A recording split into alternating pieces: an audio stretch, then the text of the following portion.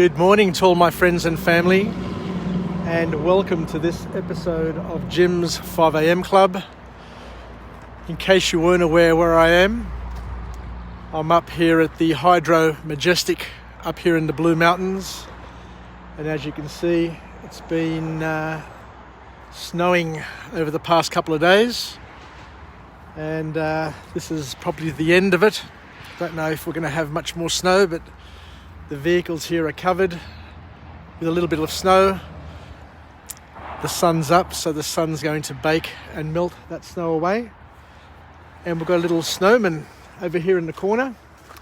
And what I want to do is go on a bit of a walk and talk around the surrounds here at the Hydro Majestic and take you through a book summary.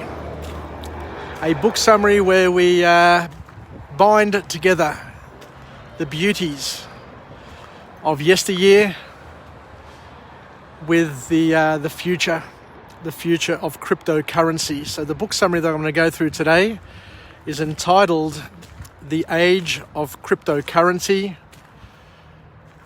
by an author named Paul Vigna and Michael Casey. So a dual authorship where they're putting all their minds together to teach us about cryptocurrencies, and I guess it's all the rage at the moment. I work with a lot of people in construction, a lot of young people who make a lot of money, and they've been into cryptocurrency for a while now, which is interesting. But I guess the key lesson for each and every one of us is that there are changes afoot, and what we want to do is we want to try and identify and understand how we can leverage these changes and make the most of them, or at least understand what's going on to figure out whether or not it's for us or not for us. But that little piece of equipment up the end there was the little lawnmower trying to cut grass in the in the snow-covered lawn. So what's this book all about? So as we said, it's about cryptocurrency. So it's all about the future. So the author kicks off with a quote where he says that at their core, cryptocurrencies are built around the principle of a universal, inviolable ledger, one that is made fully public and is constantly being verified by high-powered computers, each one essentially acting independently of the others. So there you go. How interesting is that? Let me just take you over here just so you can see this lawnmower, this electronic robotic lawnmower. Looks like it's struggling at the moment. Doesn't look like it's cutting much grass, but I think it's doing the rounds. Maybe I should push it. Let me see if I can push it. There you go. I pushed it there and it's bogged again. The future, robotics. They work and they don't work. Anyway, I'll come back to that one later on. So, cryptocurrency. Cryptocurrency is all the rage. It's all the rage with the younger people. And I guess at some point in time it's going to be popular for more of us as we get to understand it a little bit better.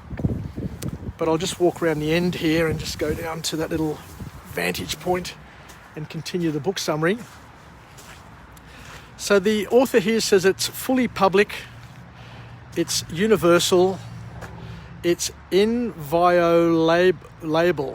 which means I guess you can't violate it. So it's secure.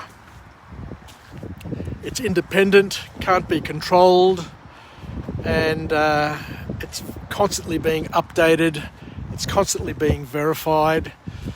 So I guess it ticks a number of boxes, especially when it comes to currency, to make people feel more comfortable. So the author then goes on to talk about, and he says that for money to have value, there needs to be shared agreements. Let me just go down here. There needs to be shared agreement that it is used as a medium of exchange. It's a bit cold. And that money holds value based on trust, that it will hold value. So there's a lot of trust that goes into currency, according to this author here, and there are agreements which keep that whole thing happening, I guess, is one way of looking at it. Look how beautiful the snow is, just a gentle sprinkling left. A lot of it has been melted off by the sun. Geez, it's cold. It's got to be about 3 or 4 degrees. So what's the first formal point to come out of this book? So the first formal point to come from this text is that money and Bitcoin are fairly equivalent. They're fairly equivalent because we can use both to exchange goods and services. So just so you're aware, you can currently use Bitcoin to, in an exchange for goods and services. Unlike money, or unlike physical money, I should say, Bitcoin can't be seen, but it already has proven itself as a viable currency. It works, and people have trust in its value.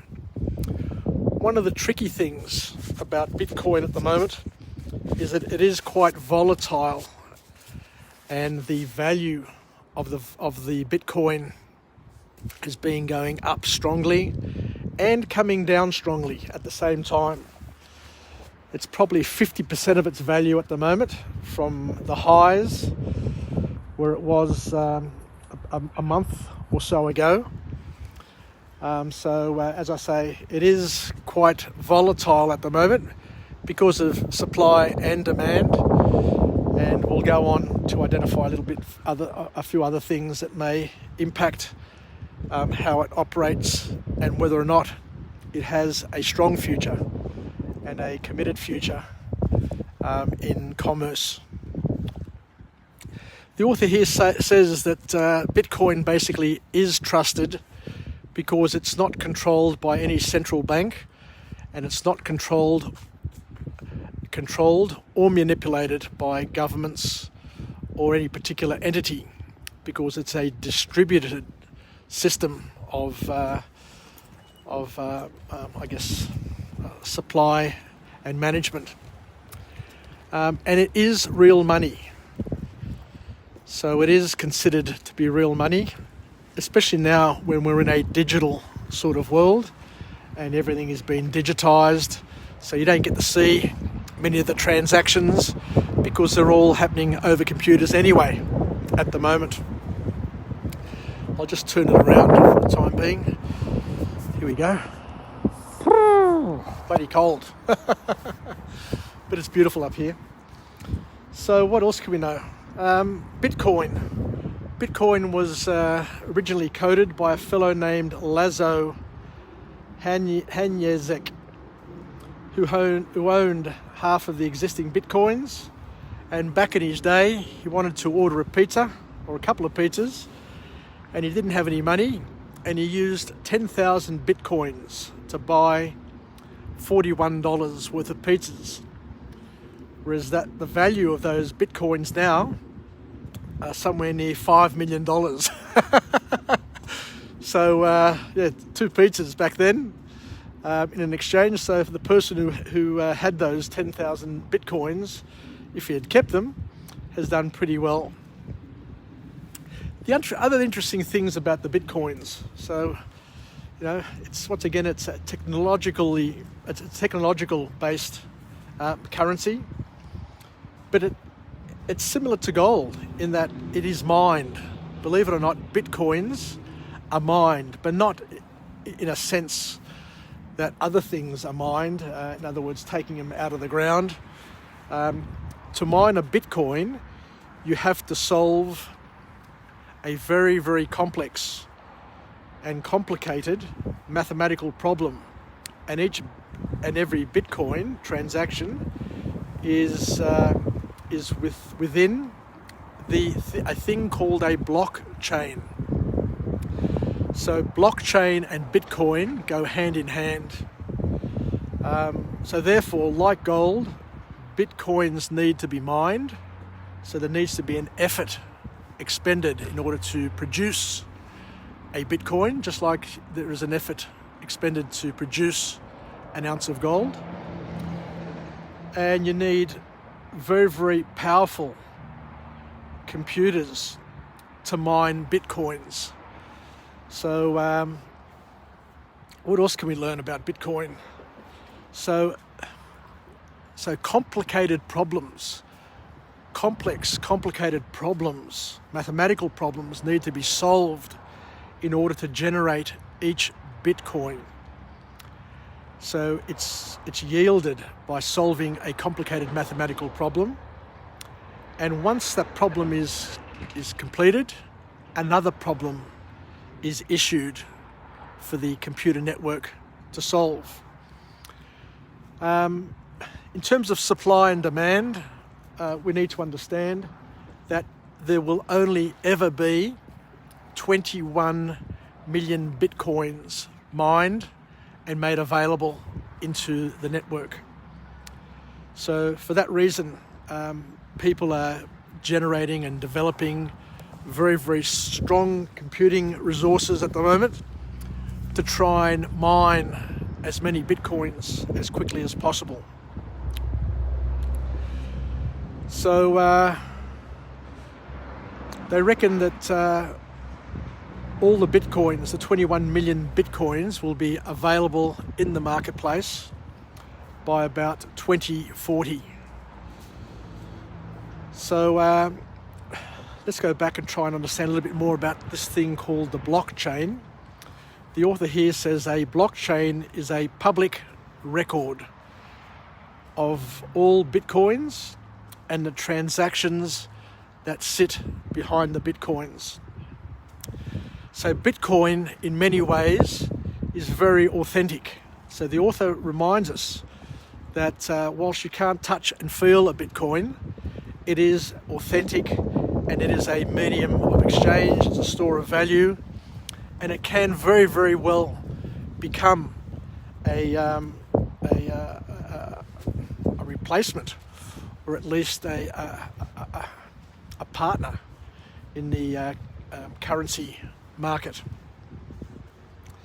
So the other thing that the author finishes us up on is to explain that there are both advantages and disadvantages about Bitcoin. So we're learning as we're going because it's new technology, it's new to the market, it's growing and developing at the same time. So we're learning more and more day by day.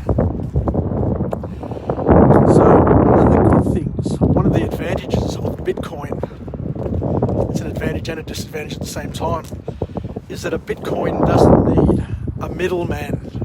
It doesn't need a broker. It doesn't need a bank to skim fees every time a transaction takes place. So it eliminates banks from the whole financial transaction, so to speak, and therefore transactions become cheaper and more efficient. Cheaper and more efficient is something that we need to understand. But the other thing that the author reminds us of is that the software that's used for the bitcoins isn't perfect. And because it's all based on distributed computing, one of the tricks is if anything goes wrong, we don't know who to punish or identify for the wrongdoing.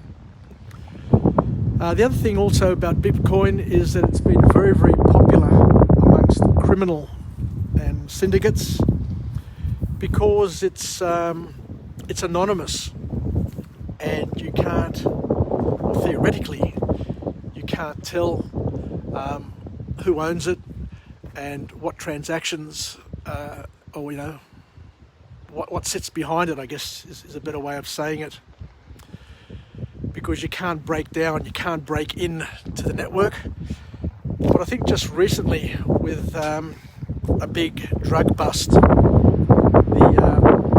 authorities were able to crack into it and recover millions of dollars of drug money, which was invested or included in Bitcoin. So the school's out whether or not it is all that safe. So I guess with everything, there are advantages and disadvantages, but that shouldn't put us off Bitcoin. The other thing that I want to finish up on is that Bitcoin at the moment is teetering. It's trading in a band between 40,000 US and 30,000 US dollars. It was as high as 65,000 US, but it's fallen back. But it's at a point now where if it drops, from a technical perspective, if it drops below 30,000 US, it could very, very easily drop down to 20 or under 20,000 US. Sorry, because there's an air pocket. From a charting perspective, there's an air pocket that goes from 20 to 30,000 US.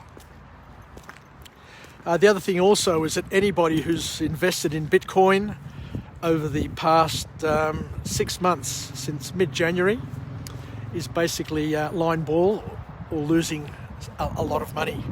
They could be losing up to 50% of the money, depending on when they bought it. So there's going to be a lot of nervous young speculators out there who many don't have strong experience in investing and in the markets, and may panic, especially those who have borrowed funds to buy the Bitcoin, because there's only so long that you can hold on before you need to liquidate your holdings and crystallize your losses. So the next couple of weeks, the next month, are going to be very, very interesting, to say the least. Anyway, thank you very much once again for joining me up here in the cold, where we've had an opportunity to see some snow. We've had an opportunity to see the Hydro Majestic and the Husqvarna robotic lawnmower, which is still where it was when I left it before. And I'll finish off with a positive affirmation. I'm alive, I am well, I feel absolutely great. To my friends and family, stay connected, stay relevant, stay committed, and most importantly, let's keep our eye on Bitcoin, because all of these things are very, very interested. As I say to people, there are some people who enjoy watching men run around a soccer field kicking a little white ball, and yet there are others who enjoy watching markets, making predictions, and gaining enjoyment out of the world around them. So all the very best. So let's help ourselves live, learn, and pass it on. Let's learn as much as we can and leverage that knowledge as best we can. So I look forward to coming to you from a different location with a different message, a message of empowerment. And let's be the partners in each other's growth and development, so that we can be the gentle wind, the wind beneath our wings, and help us get through this day, get through this week, and try and make some money wherever we can. Anyway, yassas, and it is cold. It's bloody cold. Take care. Ciao.